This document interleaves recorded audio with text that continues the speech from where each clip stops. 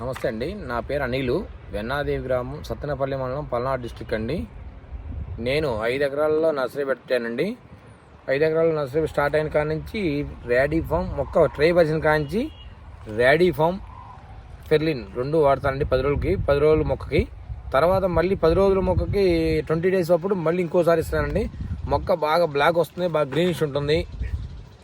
తెలపర అనేది రాదండి. లేకపోతే వాటర్ మేనేజ్మెంట్ వల్ల తెలపర వస్తుందండి. ఈ ఫెర్లిన్ ర్యాడీ ఫామ్ వస్తే ఎయిర్ వ్యవస్థకి బాగా ఉపయోగపడుతుంది. ప్లస్ గ్రీనిష్ రావడానికి కూడా బాగా ఉపయోగపడుతుంది.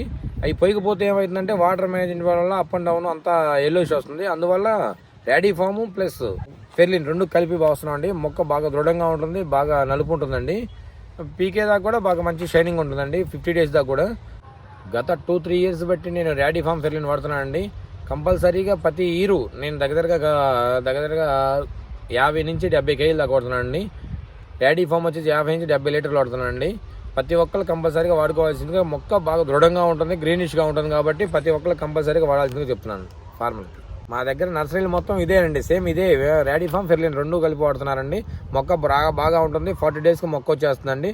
ప్రతి ఒక్కరు నర్సరీ వాళ్ళు కంపల్సరీగా వాడాల్సిందిగా చెప్తున్నాను, కోరుకుంటున్నాను.